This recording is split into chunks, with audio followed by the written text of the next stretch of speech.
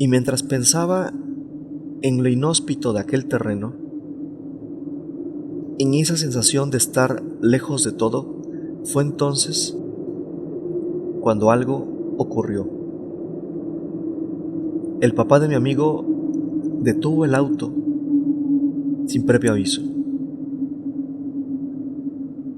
justo al pie de una loma baja que parecía perderse en la claridad del llano. No dijo nada al principio, solo posó ambas manos sobre el volante. Con una voz más grave de lo habitual ordenó: a ver, suban los vidrios y pongan los seguros.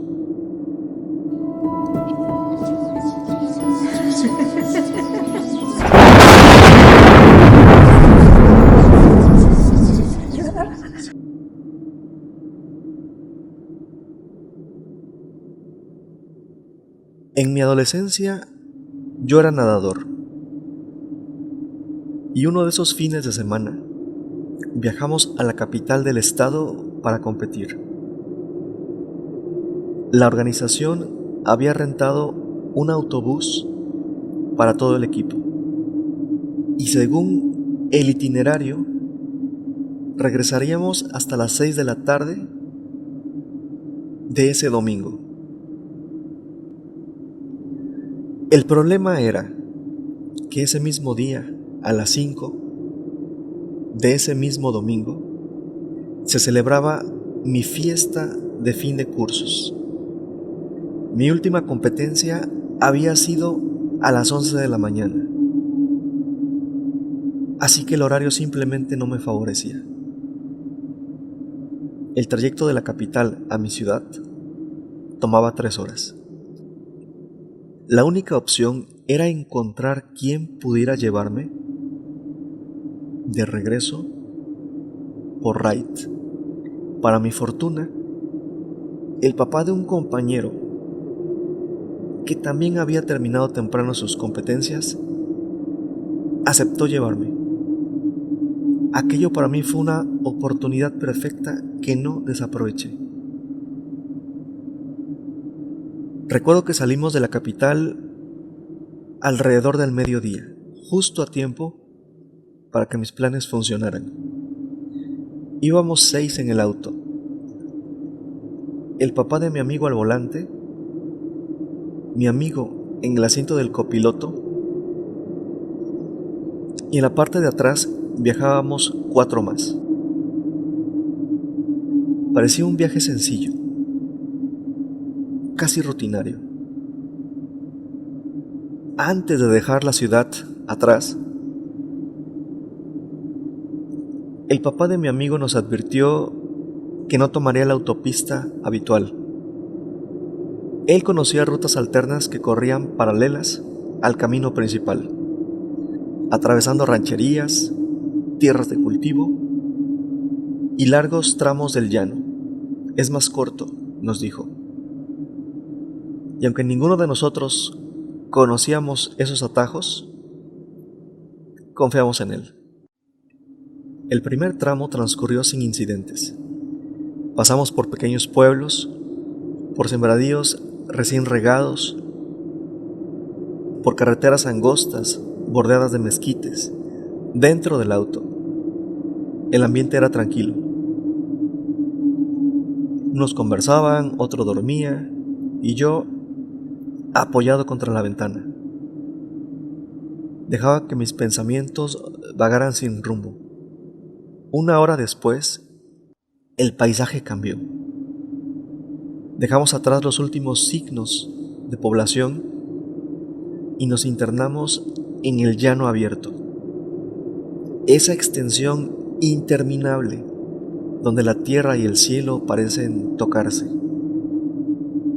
Miraras donde miraras, no había más que espacio vacío, quieto, silencioso.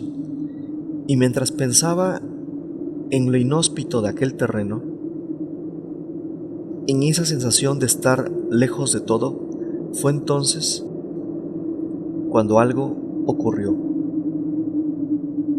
El papá de mi amigo detuvo el auto sin previo aviso.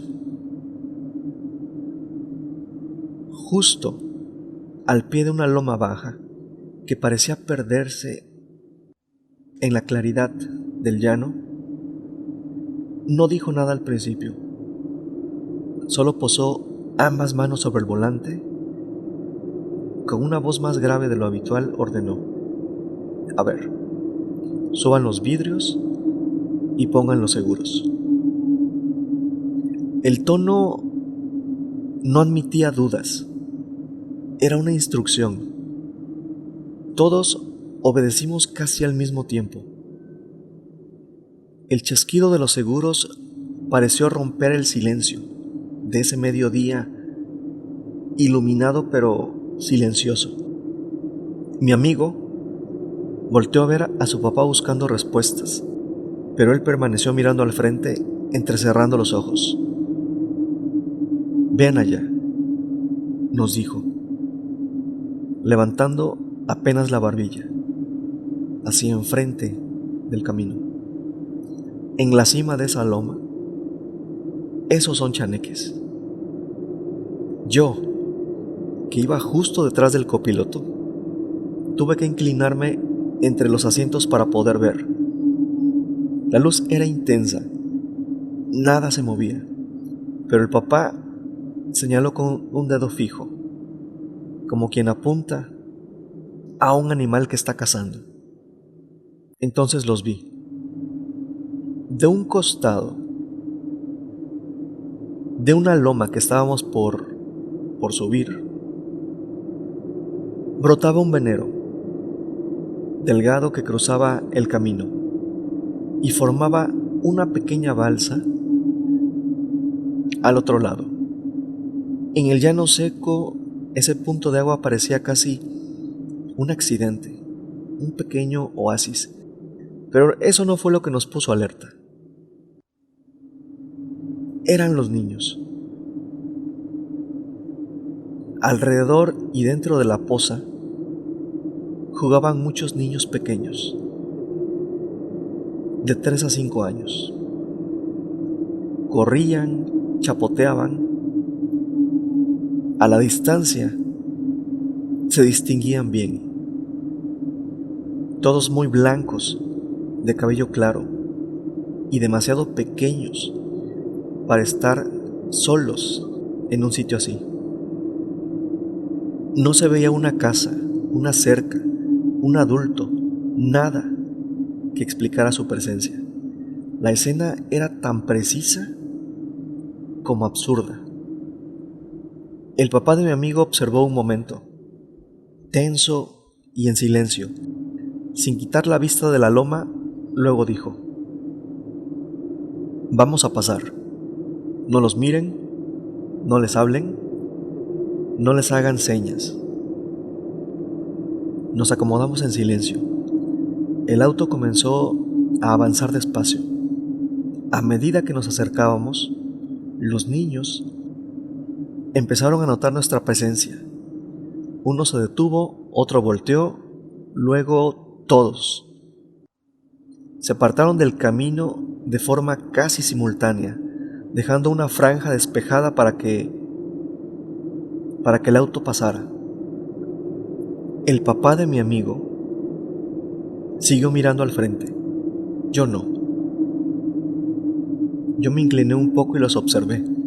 Eran niños, sí, pero no había nada alrededor que justificara que estuvieran allí, solos, a esa hora, en medio del llano.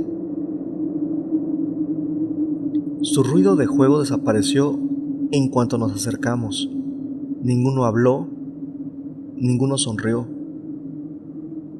Solo nos siguieron con la mirada y esa sensación de que algo podía ocurrir en cualquier momento.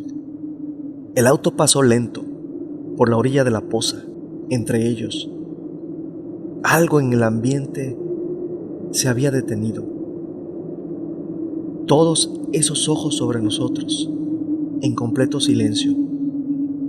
Ese escalofrío que todos sentimos cuando les dimos la espalda. luego de pasar.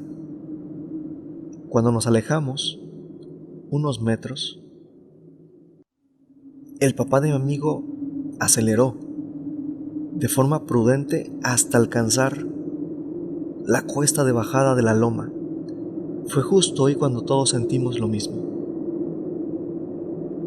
como si hubiéramos escapado de algo. Los 5 coincidimos en esa sensación minutos después, ya más tranquilos. Cuando por fin comenzamos a hablar de lo que acabábamos de vivir, todos mencionamos el mismo escalofrío, la misma opresión extraña, la misma idea de que pasar y alejarnos de ese sitio había sido un alivio. Ya lejos, el papá de mi amigo fue muy claro. Esos eran chaneques. Y remarcó lo que más de uno habíamos notado en silencio. No había casas alrededor, ni un solo adulto cuidándolos. Además, su aspecto no correspondía al de los niños de campo, y eran demasiados para estar solos, demasiado pequeños, y sobre todo jugando en el agua. Coincidimos en que aquel grupo superaba fácilmente los 40 individuos, un número imposible para un sitio tan aislado. Para cualquier explicación lógica. Seguimos avanzando y el silencio volvió a instalarse en el auto.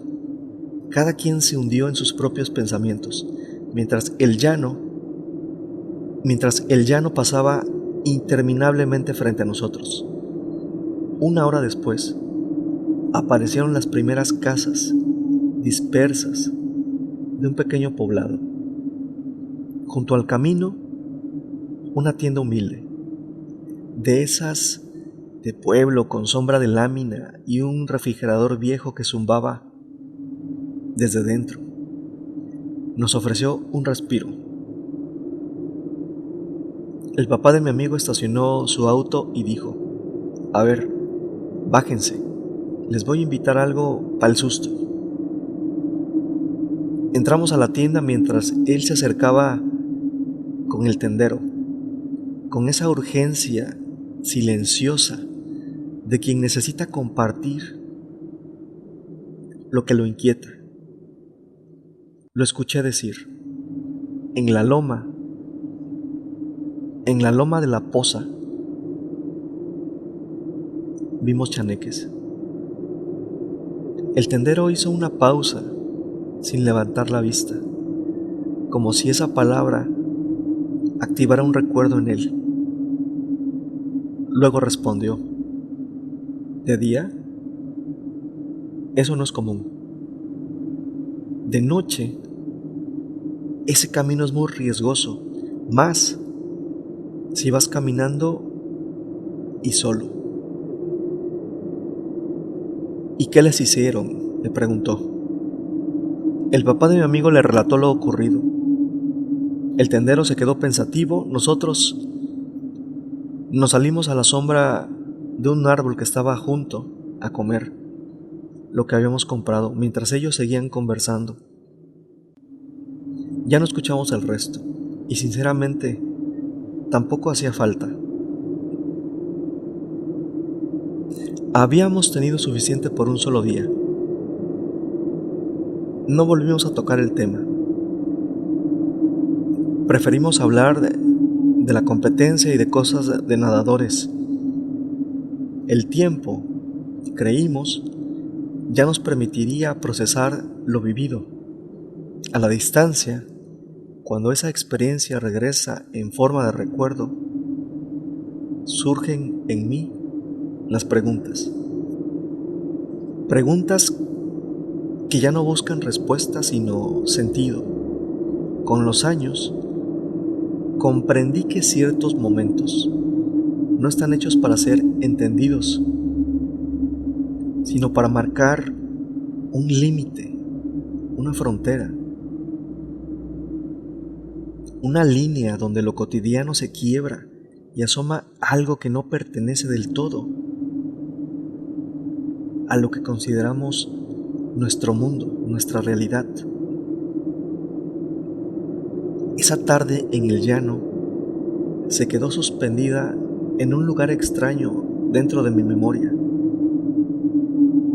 No la pienso como un susto, sino como una anécdota fantástica, como una grieta, una pequeña fisura en la realidad que me recordó, aunque antes no lo entendía, que la vida no es tan plana ni tan firme como creemos cuando somos jóvenes. Hay cosas que simplemente aparecen, nos observan, nos atraviesan y luego se van, dejándonos con la tarea silenciosa de intentar absorber, entender lo ocurrido. Con el tiempo también entendí otra cosa. No todo lo que se ve se tiene que confirmar y no todo lo que se recuerda tiene que explicarse. Hay experiencias que existen solo para recordarnos que el mundo es más antiguo que nosotros, más amplio, más misterioso, que las reglas que damos por hechas no aplican en todas partes, que hay lugares donde lo humano es solo un visitante, no el dueño. Hoy cuando pienso en aquel momento, ya no busco descifrarlo, lo acepto. Lo llevo como se lleva un símbolo, como se conserva una advertencia que no es una amenaza, pero tampoco es algo que se olvida. Y sobre todo con la certeza íntima y ya inevitable de que aquello que vimos no se parecía a nada de lo que hubiésemos visto antes y tuviera lógica.